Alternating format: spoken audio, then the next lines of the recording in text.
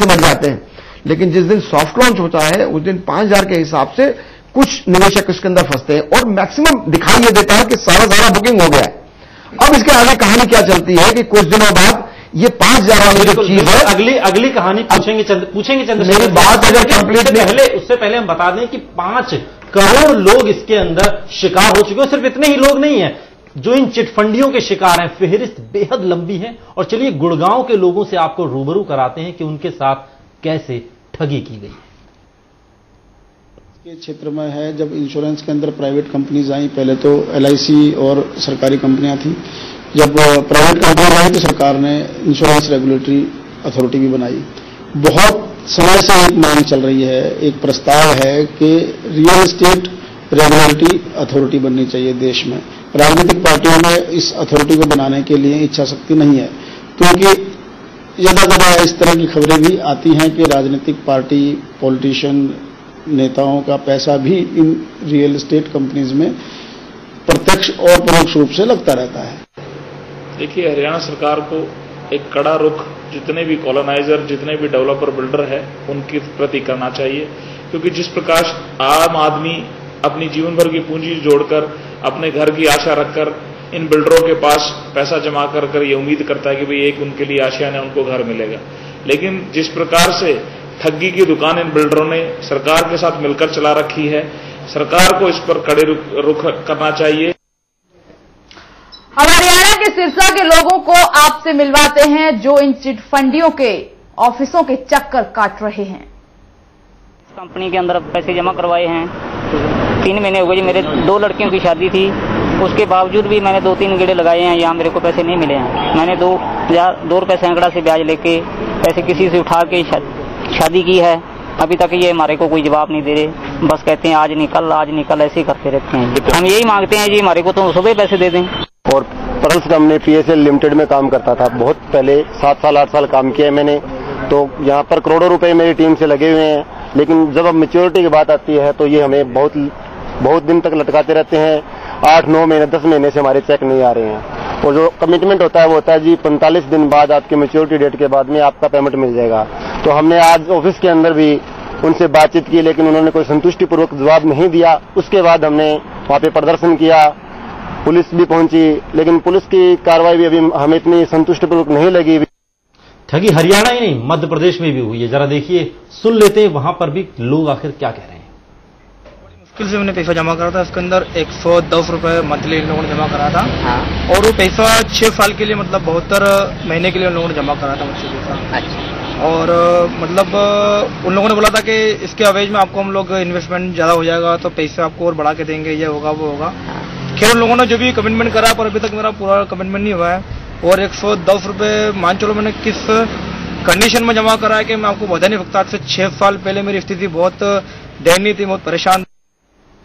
और इसके अलावा CPI के वरिष्ठ नेता सुधाकर रेड्डी का भी कहना है कि ऐसी चिटफंड कंपनियों पर नकेल कसी जानी चाहिए। CPI के वरिष्ठ नेता सुधाकर रेड्डी जी हैं। सर, किस तरीके से देखते हैं आप चिटफंड कंपनियों को, क्योंकि वेस्ट बंगाल में इनका काफी स्ट्रांग वो रहा है, दिल्ली के अंदर भी ये कंपनियां पैर पसार रही है, पूरे देश भर में ये कंपनियों की भरमार है और ये कंपनियां बड़े स्तर पर काम करने लगी हैं। ये चिटफंड कंपनीज में 2 तरह कंपनीज है।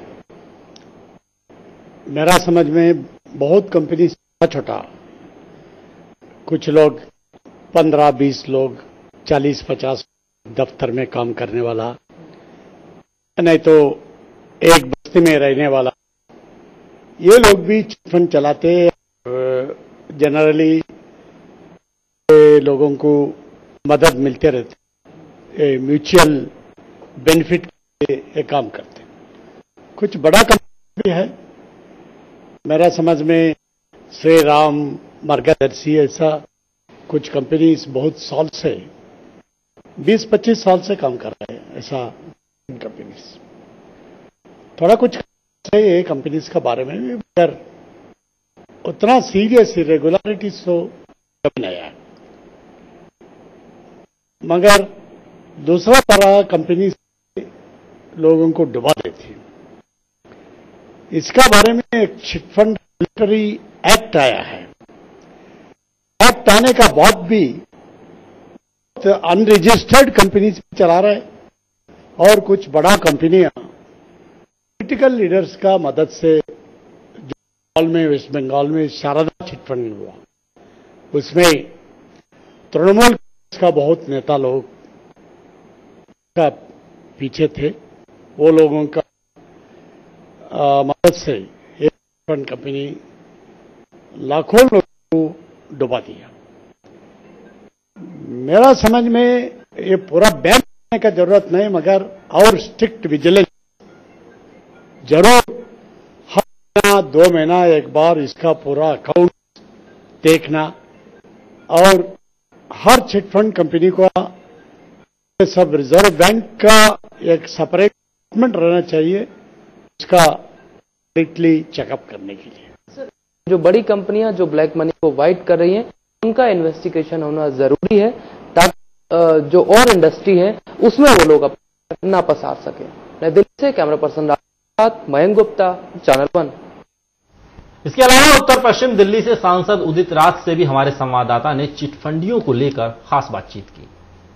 फंड कंपनी के खिलाफ जो हमने मुहिम शुरू की है उसके तहत आज हम बात कर रहे हैं उत्तर पश्चिम जिले के सांसद उदित राज जी से। तो इनको लेकर सर क्या कुछ सख्त कदम उठाने जरूरत है इस समय? निश्चित तौर से तमाम रूल्स एंड रेगुलेशन से फॉलो नहीं होते। अगर वो फॉलो हों तो ये लोग चीट नहीं कर सकते। तो जो डिपोजिटर्स हैं जो पैसा जमा करते हैं वो उनकी भी गलती है। उनको जब कहा जाता है कि आपका पैसा दोगुना हो जाएगा तो लालच में आ जाते हैं। उन्हें भी सावधान रहना चाहिए। और दूसरी बात है कि कोलेटरल सिक्योरिटी गवर्नमेंट को लेना चाहिए कि मान लो अगर वो चीट करते हैं तो उनकी भरपाई हो सकती है। कुछ न कुछ ऐसा तो करना ही पड़ेगा। वैसे भी अवेलेबल रूल्स रेगुलेशंस हैं वह भी पर्याप्त है। अगर सख्ती से अथॉरिटीज लागू करें तो मेरा ख्याल है ऐसा नहीं हो सकता।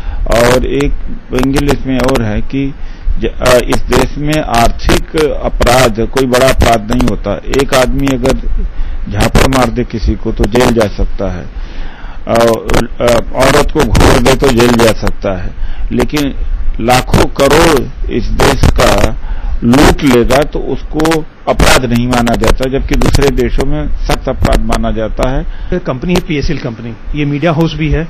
इन्हें करीब करोड़ लोगों से 75,000 करोड़ रुपए की ठगी की है। ये मामला सीबीआई में चल रहा है, लेकिन सीबीआई के अंदर इस मामले को अभी तक किसी नतीजे पर नहीं पहुंच पाया। तो लगता नहीं है कि इस तरह के मामलों की जांच में तेजी आनी चाहिए ताकि जो आम लोग हैं, जो गरीब लोग हैं, जिन्होंने ना पैसा जमा करा रखा है, उनको न्याय मिले कम से कम। हाँ, पीएसएल का भी मैंने नाम सुना है और शायद इसका ऑफिस यहीं पर कनॉट प्लेस में है, आरडी गोपाल दास भवन में है। और ये जगह जगह पर ये कंपनी करती क्या है कि जमीनें लेती है और जमीनें लेकर के फ्रॉड इस तरह से कर रही है कि जनता का जो पैसा होता है उस जनता का पैसा लेकर के जमीन खरीदती है और फिर मनी लॉन्ड्रिंग का भी इसमें केस है और फिर वो पैसा वापस कर देती है और जमीन इनकी हो जाती है। इसमें फ्रॉड है। मैं पूरा तो नेचर नहीं समझता हूं, लेकिन कई शहरों में फैला हुआ है इनका जाल। तो पीएसएल वालों को तुरंत पहले जेल में भेजना चाहिए, पहले तो उनको गिरफ्तार करना चाहिए। अगर सीबीआई नहीं कर रही है तो बड़ा दुर्भाग्य की बात है। जो अवेलेबल रिकॉर्ड है उसके हिसाब से तो कम से कम कार्रवाई होना चाहिए, वो भी नहीं कर पाते हैं। और कानून मंत्रालय में जो कमी है उसको पॉइंट आउट करे, सीबीआई लिख के दे कि फला रूल्स बनने चाहिए और जिसके वजह से वो प्रोसीड कर सकें फर्दर। तो सीबीआई भी तो पॉइंट आउट करे कि क्या क्या उनको दिक्कतें आ रही।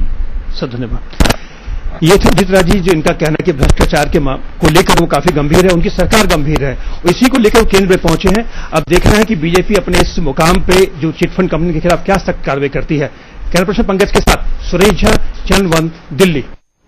और अब हमारे साथ हमारे वरिष्ठ सहयोगी यूसुफ अंसारी जी भी जुड़ गए। यूसुफ जी, ऑपरेशन पीएसीएल आखिर क्यों निर्मल सिंह भंगू की गिरफ्तारी नहीं हो पा रही है? क्या सेबी और सीबीआई दोनों साथ दे रही हैं?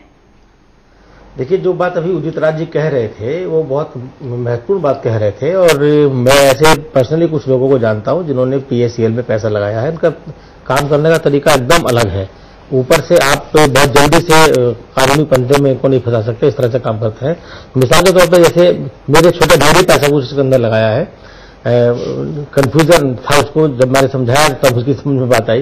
ये करते क्या है कि आपसे पैसा लगाएंगे, लेकिन ये बताएंगे कि हम आपका पैसा 5 साल में या 6 साल में 2 गुना कर देंगे, लेकिन जो डॉक्यूमेंट देंगे उस डॉक्यूमेंट को ना तो वो पढ़ता है, ना इनका जो एजेंट होता है ना उसे समझाता है। मैंने जो डॉक्यूमेंट देखा उस डॉक्यूमेंट में लिखा हुआ है कि आपको 100 गज जमीन दी गई है और वो 100 गज जमीन का रेट हम आपसे किस्तों में दे रहे हैं, 1000 रुपए या 15, जो भी आपने किस्त उसकी बांधी है, और 5 साल के बाद 6 साल के बाद वो जमीन का प्लॉट जो टुकड़ा है वो आपका हो जाएगा। अब वो जमीन कहां पर है, पृथ्वी पर है, चांद पर है, मंगल ग्रह पर है, बृहस्पति पर, किसी को कुछ पता नहीं है।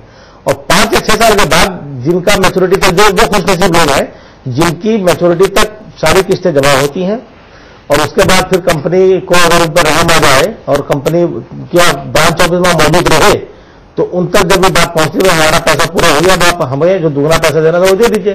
तो कंपनी उससे कहती है कि भाई देखिए हमने आपको 100 गज जमीन का टुकड़ा दिया था, अब हम उसका ड्रॉ निकालेंगे। तो ड्रॉ कहां निकलेगा, तो जो आदमी यूपी के नोएडा में रह रहा है उसका ड्रॉ निकालेंगे चेन्नई के कोयम्बटूर में, न वो बेचारा देखने जा सकता है न रहने जा सकता है। तो उसके बाद एक ही ऑप्शन बचता है कि भाई हमें तो हमारा पैसा वापस दे दीजिए।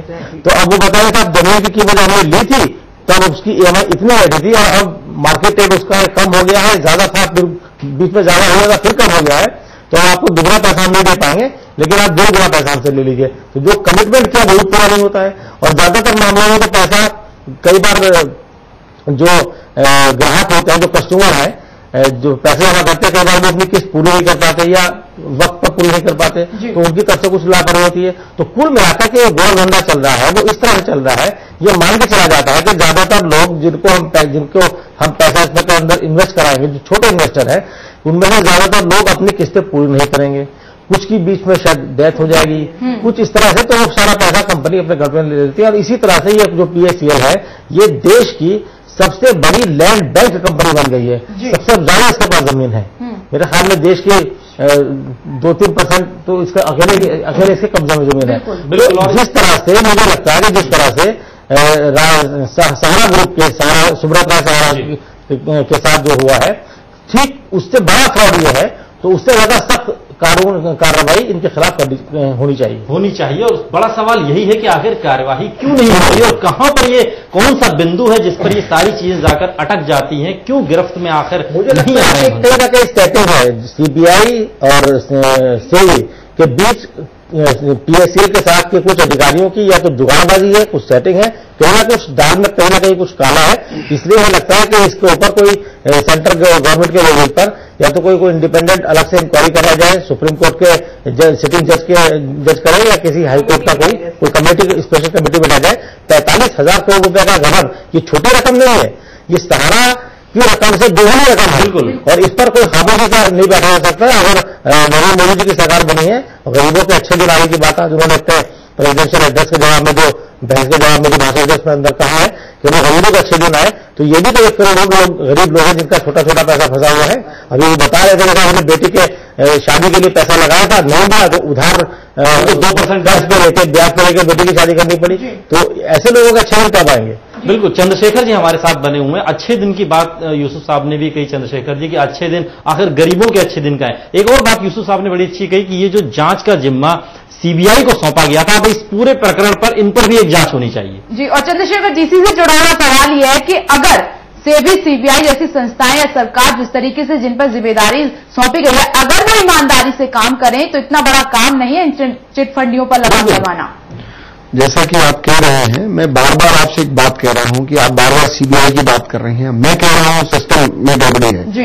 हमारे सिस्टम जहां शुरुआती दौर है वहां गड़बड़ी है।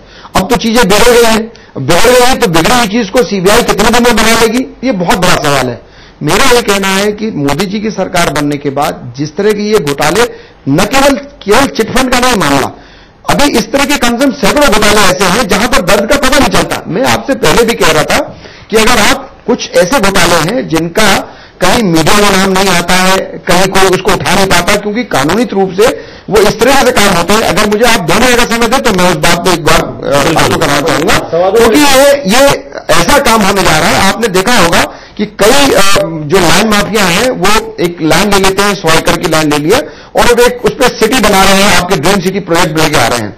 और उसका 50% एकड़ की बात करते लेते भी जी जी जी, मैं वो 100 एकड़ ले भी जाते हैं, वो किसानों के संग 100 200 जैसे रुपया दे करके एक बयाना लिखवा लिया और उसके संग वो लोग कहते हैं कि सर हम उसको 5 साल में आपको देंगे और इतना रेट देंगे, जो कि कभी पूरा नहीं होता है, डिस्प्यूट नहीं रहता है।